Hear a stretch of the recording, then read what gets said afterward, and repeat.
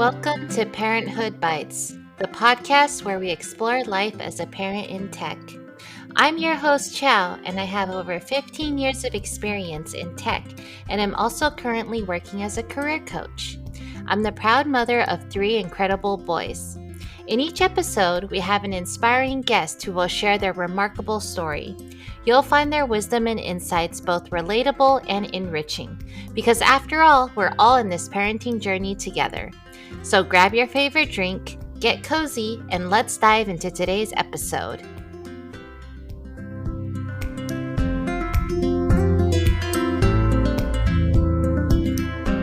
Hi everyone, welcome to episode 81. We're excited to continue our conversation with Lisa Schultz, a marketing operations leader. If you tuned in last week, you heard about her journey into tech and what she's been up to recently. This week, we're exploring her approach to work-life balance, how she handled the complexity of the pandemic with kids, and the way she's navigated those unique challenges. Hi, Lisa. It's great to have you back. I'd love to start by just asking, what's your approach to work-life balance? It's something we're all working through, obviously, but it's different for everyone, but it's so hard to achieve. It is really hard to achieve. I don't know if I don't think there is an answer that is going to be the right answer for everybody, right? So for me, I take pride in my work and I try really hard to, I shouldn't say this, I shouldn't always be on, right? But I do try to present as always on as best I can, but I do put some clear boundaries in place when they are important, right? So if it's not an important boundary, then I make sure that that's known as well. But I set some clear guidelines on hours that I'm willing to work or be responsive at least, and how long it might take for me to respond during certain scenarios. Like if I have a kid doctor appointment or whatever, that's going to be a dark period, but it's going to be, while I'm in the waiting room, I'll still respond, right? Those are things that I think, especially at this age, I'm able to do more freely than earlier on. Yeah, that makes sense. Yeah. So really just setting those boundaries and being clear about hey, this is when I'm not responding. This is when I need to take care of this. Yeah, exactly. It makes a lot of sense. Can you tell me a little bit about during the pandemic, how old were your kids and what was the situation at work? The beginning of the pandemic, my kids were 1.5 years and 6. So Sydney was still at home at that point. We had just moved to this house, so we just had a nanny. And then my son was in kindergarten. And so we lost all of our childcare overnight. Yeah. So just everybody was home? Everyone was home. For the first couple months, everyone was home full time. And then we hired a person for the summer to come just entertain Emmett for, I think it was 2 or 3 hours a day. She was somebody that was cleared our COVID cautiousness with each other, and we were testing and all of that. But we did that during the summer just so that he had some something besides screens. Socialization, right? Yeah. And our next door neighbors, we were really fortunate that when we moved in here, our next door neighbors had similarly aged kids. And so our daughter and the youngest of their kids went into a nanny share at their house. So we were able to get Sydney out of the house, which was important because she, to this day, is still very mommy focused. And so it was really hard to get any work done being in the house with a child screaming your name constantly. Right. Because she can't read a sign that says I'm in a meeting. She can't, right? Yeah. If she needs you, she needs you. Yeah. And she continued to breastfeed until 2.5 or something, very long, much longer than I would have planned for. So, and it was our crutch for getting through the pandemic. It was she doesn't have screens yet. She did end up having screens, but she didn't have screens at the time.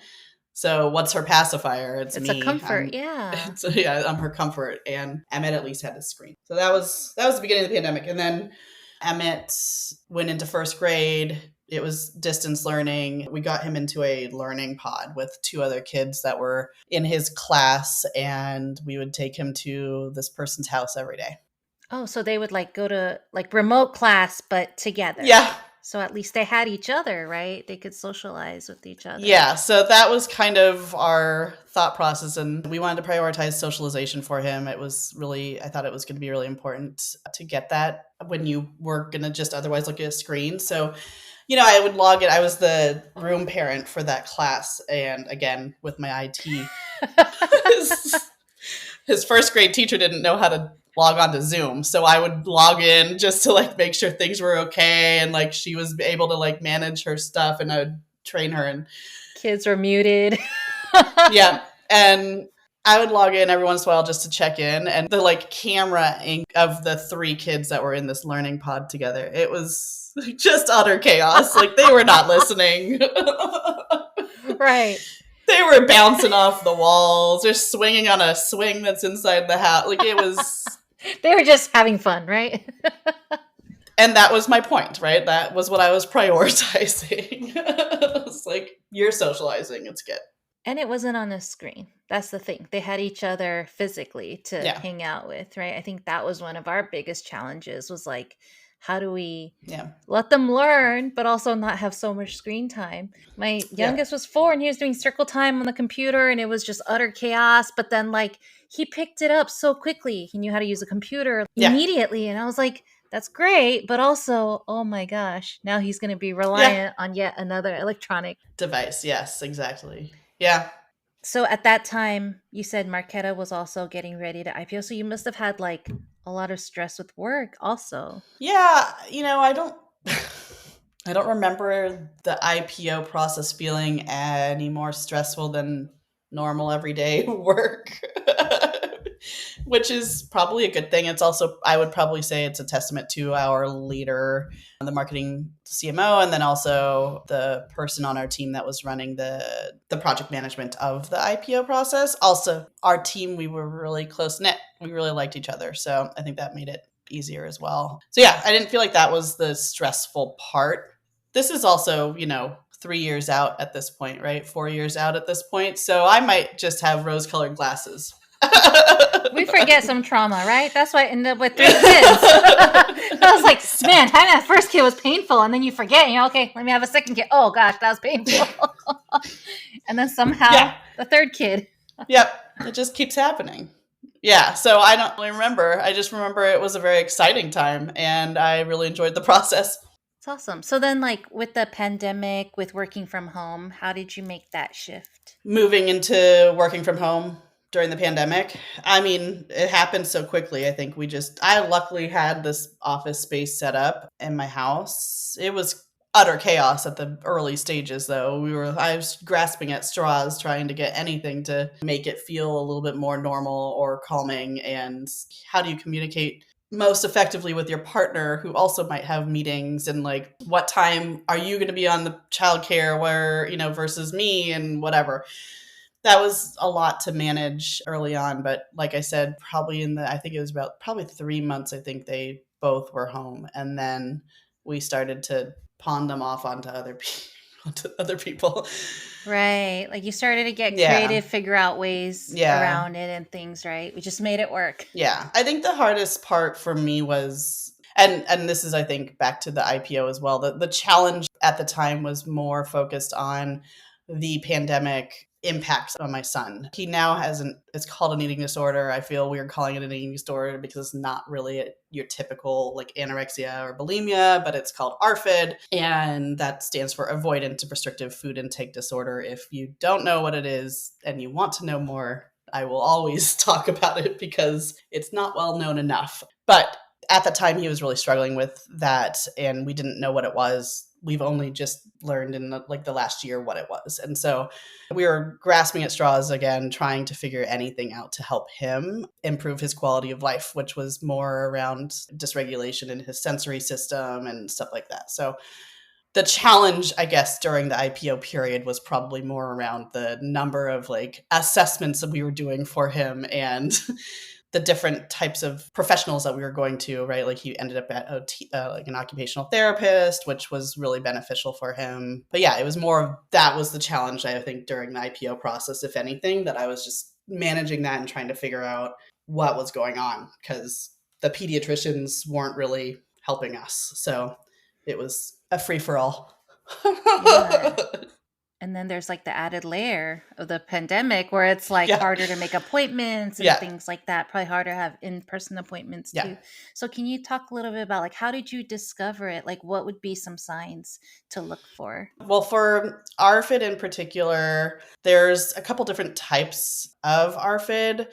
It can be low eating. A lot of people think that it's picky eating. So, and there is definitely, yes, picky eating is a real thing. I believe that. I was a picky eater growing up. What I didn't have, and which would have caused me to have had ARFID, is with ARFID, you have very few foods that you eat, right? So my son at the beginning of the pandemic had a lot more foods that he ate, and we call those safe foods, right?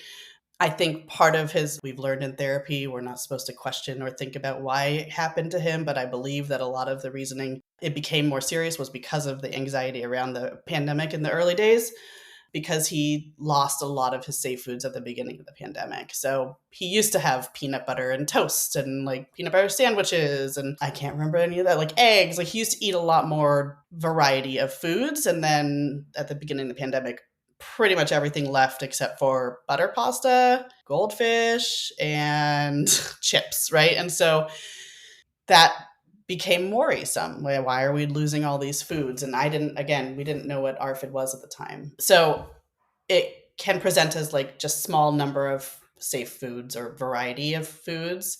It can present as low interest in eating. And so a lot of kids, and we're very fortunate that he's not one of them, but a lot of kids have challenges with low weight and failure to thrive. And so they end up having to have a feeding tube to be able to get any food or nutrients into them. Again, we're fortunate that we're not there. He was low enough weight to get into a Stanford study, which was really great, but he was never in a danger zone. So that was fortunate. So lack of interest in eating, but then also small volume as well can be part of it. There's a lot of options. So it's a wild. Yeah. It feels like there's a lot of things that, but then it's just not as widely known. So people might just default to be like, oh, it's a picky eater. And then you don't address those things. And right. So what are some things that you do to do you reintroduce the foods over time or? Yeah. So like I mentioned, we just finished the Stanford research study, and the study's hypothesis was around best therapies for solving for improving ARFID symptoms. And the expectation was that family-based therapy was the best way to handle it. So a lot of it falls on the parents and how they are managing the eating, right? Because we fully admit to this. Again, with the pandemic, we were like, we just want you to eat. We can tell you you're hungry and you're angry, so you need to eat. So just here's the food that you are willing to eat, right? Whereas now we have to work through, it's a whole ordeal, right? We have sticker charts for tasting food, right? And then we have to talk about what size the bite is going to be and how many bites you're going to do to get that sticker, right? But then at dinner time, it's also, we can't look at screens anymore after school until after dinner, and he's eaten his entire amount. And that was us working on the volume of food that he was eating, right? So there's so many different ways that you can manage and improve this ARFID symptoms and like battle the disease or disorder. But that approach is different for everybody because not everything's going to work, right? And we have luckily found our little like happy kind of medium that is working for us right now. So, but that's all based from family-based therapy. So yeah, so it sounds like you found like what motivates him and how to work with him to figure those things out. That's really neat that you were able to do that, because I think especially in the beginning of the pandemic, it was like if the kids are willing to eat it, just eat it. If they're willing to do this thing, just do it. I feel like I feel like I was very lenient because I was just like we're just trying to survive. Yes, exactly. Right. And so kudos to you to be able to identify some of those things, because I feel like there's so much going on. It's hard. It's hard to identify because you're just like, again, just surviving, not thinking about those other things. We were just trying to learn about the pandemic every day. Yeah, exactly. Yeah, and yeah, so we did, we were just in survival mode for probably the first 2 years, 2.5 years of COVID, right? And then I'm looking at my notes right now because I'm like detailed it out. I'm like, okay, he was in kindergarten for the first part of it, right? In third grade is when his teacher was like, you might want to assess him for ADHD, right? So we start that process as well. So an ADHD definitely, like, it can be I'm not a medical doctor. I shouldn't say comorbidity, but I do believe like ARFID tends to show up in kids with neurodiversities more frequently than neurotypical kids, right? And so that was helpful to learn that he did have ADHD. He doesn't present as a typical like kid with ADHD running around the class and being disruptive, right? He's more on the like low energy kind of side of it. And so once that happened, then we were able to start like really pushing and figuring out like what other things might be going on with his eating. And I believe because of that like timeline of how long it took us to get out of the like just trying to survive land, like every year it was like one more step out of it.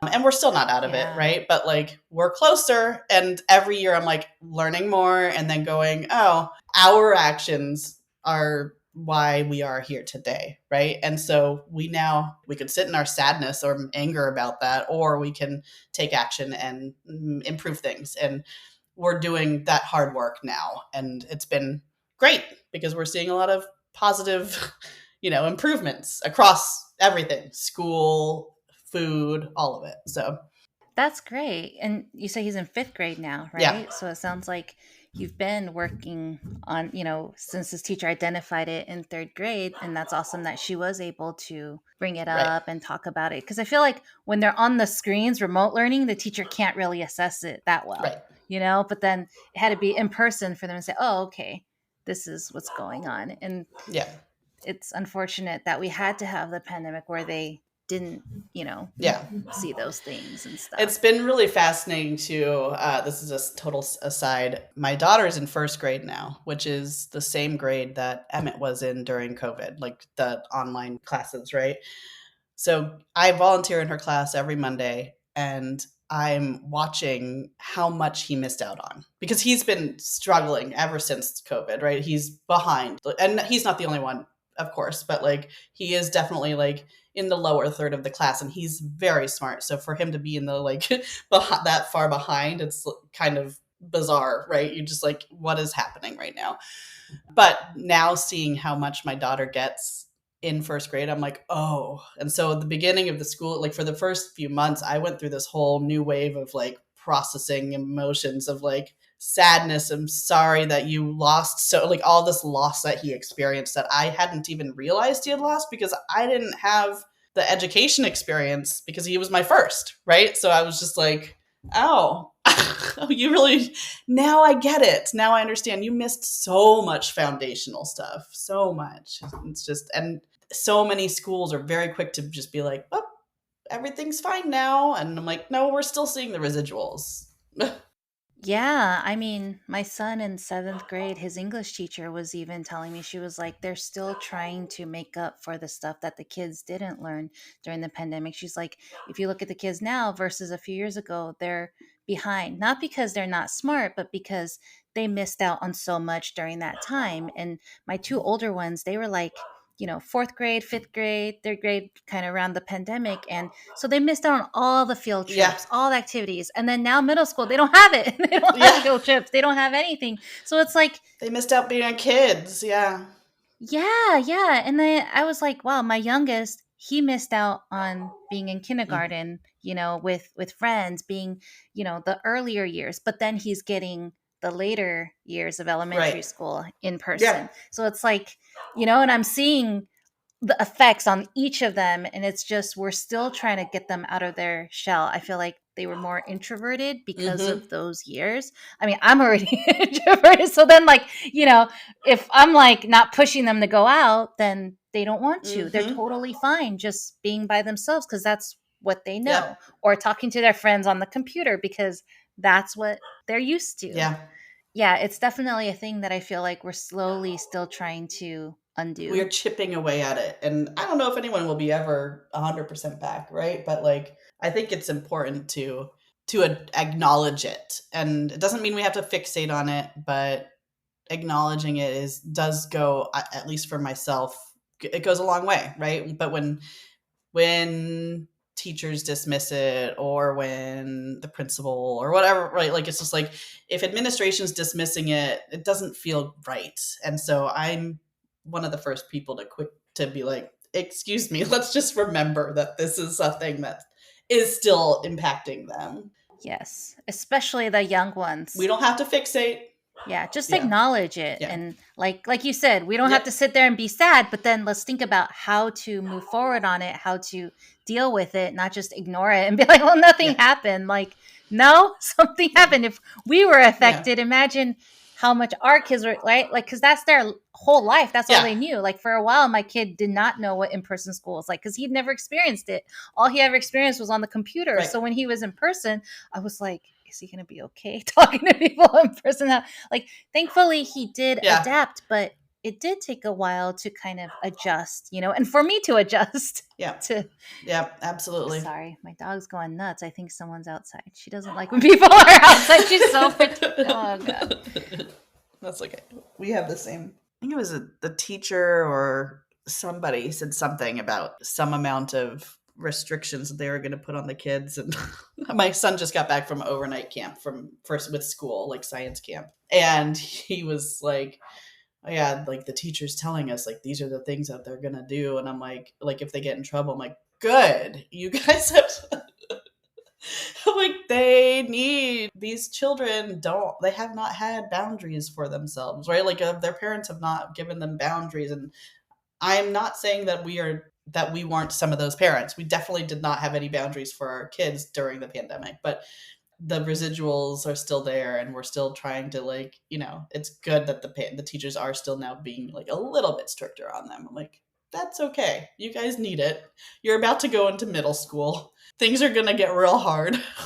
Yeah. Oh my gosh. Like, the change from elementary to middle school, that was just giving you a heads up. That was a huge mindset shift for me. I was like, whoa. My kid comes home. He was like, they talked about some stuff in school I didn't really get. I was like, what did they talk about? And he's telling me, oh, that's why you didn't get it. That's because we don't talk about that. That's not appropriate for your age to talk about, but then I'm forced to face it because they just hear about it in school and they're like, what does this mean? And I'm like, okay, I guess we're having this conversation, because they just get exposed to so much more in middle school that it's just, it was a huge mindset shift for me. Let me just put it that way. That would probably explain why I can tell I'm in self-preservation mode coming off of that tour. I'm like, yeah, this school probably is fine. Right. Because you can only see so much in an hour or so. Yeah. I'm like, I don't know what's going to happen. We'll see. Middle school's hard. And this administration at least seems good about that. They're like, look, middle school it's everyone going through puberty at their own different times. Like, this is going to be rough, right? Like, that is why we focus on restorative justice, and we focus on making sure everyone understands the, like, repercussions and stuff like that. I'm like, okay. That's good that they're focused about and they're intentional about that, Like, I've actually started to have one-on-ones with my kids, kind of like I used to have my team. But also because I'm like, I don't know how to parent a teenager, a preteen. I need to, I want them to know that, like, hey, you can come to me for things, and, like, this is our time. Talk to me about anything. Yeah. So I've started, like, notes so I can remember what we talk about. And I'm like, you guys have action items? Like, what are action items? I was like, this is what you need to get done by the next time we talk. Because I'm like, that, I don't know, that was like a tool that I use at work. And I'm like, okay, let me just try to apply it, see if it works. Because I just want them to, I want to be able to help them navigate things, and talk to them through things. Because, like you said, they go through so many changes that they don't know how to deal with it, right? And, like, there are some things where I'm like, okay, you should go talk to your dad about that. But then, like, other things, I'm like, okay, let me see how I can at least talk through it with you. Yeah, absolutely. I think that's really important to note, as a parent, so much of our experience as parents can be applied to work and vice versa, right? I love that you were like, oh, we're going to have action items and we're doing our one-on-one. I don't call it a one-on-one, but I do invite each kid to come into the hot tub and with me. And they do always is like the talking place, right? Like that's my great. son has never been chattier than when he is in the hot tub with me. And I'm like, wow, I've gotten so much information. This is great. That's amazing. And it's like whatever works for you, right? As long as he knows he has that safe place to open up to you about anything. Yeah, exactly. That's really awesome. So are there any books, resources, or communities that you found to be helpful? The thing that I would say about our, like, I'm not a reader, so no books. But I would say the thing that was really important to note that I didn't touch on is the parent that was the host of our learning pod. She is the one that really got me to have my eyes open into and like taught me the ways of how to help navigate and get assessments for your kid to figure things out. Because her kid also has ADHD, and I found her to be a good mentor. And she said this best, and I continue to repeat it whenever I also find parents that need guidance, is that yes, there is a ton of information. Of course, there's always going to be information, but the place that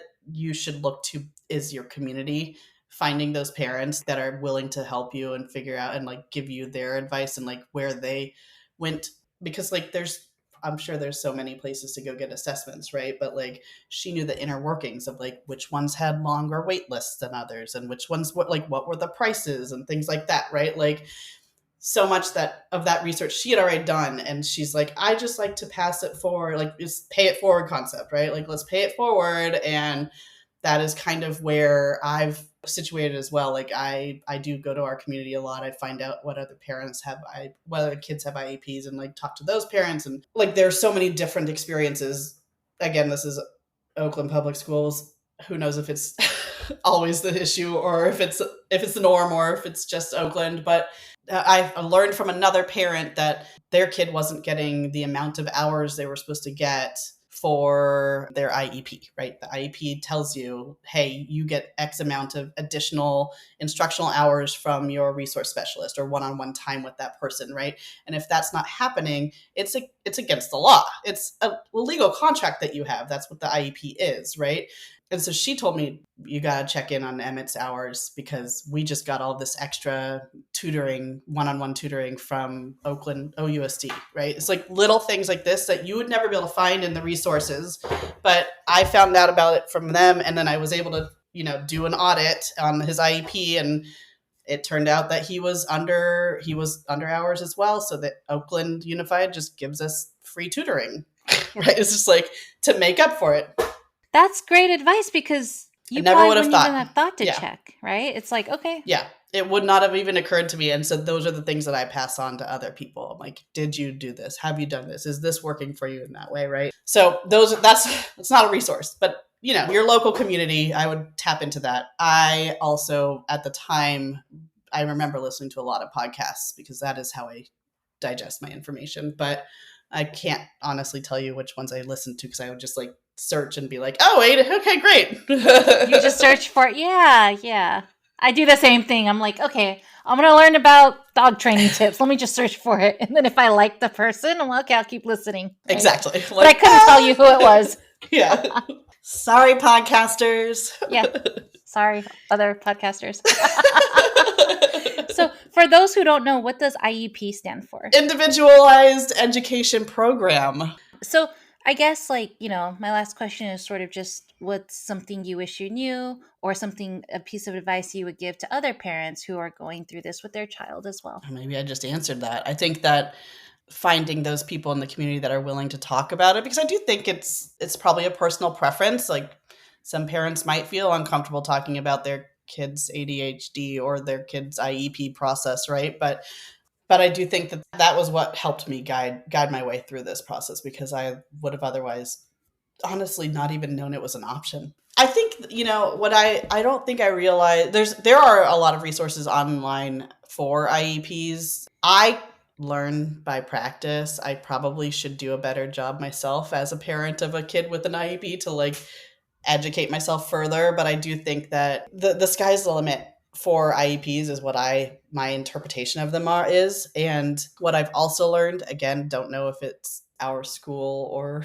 system specifically, or if it is the norm, is that you have to be the advocate, and you have to be on it, because again, this like our stuff, right? Like this started to happen again this year. I'm like, what do you mean? Like, I just get like little anecdotal information. My son was like, oh, I haven't seen my resource specialist. It's like, what do you mean you haven't seen them in weeks, right? Like, what does that mean? So then now that I've learned through that process already that is a thing that could happen, and this is like no discredit to that person at all. I'm aware of the scenario that we're in at our school. They're understaffed, right? So they are doing what they can, but with the resources that they're offered, right? But knowing this, it's like, okay, I hear that. I got to get on them right away. You email immediately. You don't wait, because the longer you wait, because also the other thing was those hours are only for that school year. So we were up against a race of like the next school year starting to get to use all of the free tutoring that we were offered. Right. So it's like, okay, we gotta power through them. You're going to have tutoring 3 times a week this week because we are about to run out of time. Like, because you got to get the hours. Yeah. And I think you're on point where it's like just the education system, right? We got to be on it. We got to be our kids' number one advocate. Like my kid went through school a whole year where they just kept changing substitutes. And it was like, come on, how does the kid get that consistency? How do you, or like when teachers offering this to some kids and not to the others. So it's like, if I got to speak to you, but how did my kid get the same equal, treatment as that other kid? And it's like, sometimes we just don't, we're just like, okay, we can just trust them. Cause I feel like my parents just sent us to school and we were fine, took the bus, came home, and that was it. Right. But then it's like, no, we got to really be on it sometimes. Cause it's not, like you said, it's not a fault of anyone. It's just some things get overlooked. People get busy, understaffed, whatever it is. And if it gets overlooked, no one's complaining, then they move on. Right. Yep. That's exactly right. Yep. Yeah. Yep. But 100%. Thank you for sharing all of that today, Lisa. Yeah, of course. Happy to share the story. Like I said, both ARFID and IEPs and ADHD, it's like, these are things that you have to share with other people. You got to find community to be able to share it, because it is maddening doing it alone. Absolutely. And like you said, like all the things that you're learning through the other people that have been through it, that can talk to you about it. And not just that, but like just to be able to talk to someone else and relate and share those stories is so important. So yeah, really exactly. Thank you for sharing that. And I hope someone that's listening is like, okay, now I can lean on my community or something, and I hope this sparks something in them to like step up to Likewise, do something. Really, thank you. You're welcome. It was so great to talk and see you again. Yeah, it's great to see you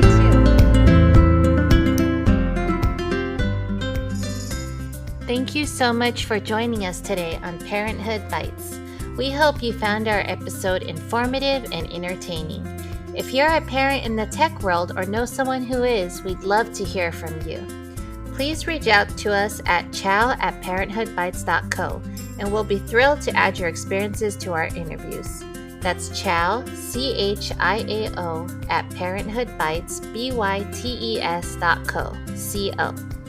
And to our potential sponsors out there, if you're a business or know of one that would like to support and partner with our podcast, please don't hesitate to get in touch. You can also reach us at chow@parenthoodbites.co. Thank you once again for tuning in, and we wish you a fantastic rest of your week. Until next time, take care and stay curious.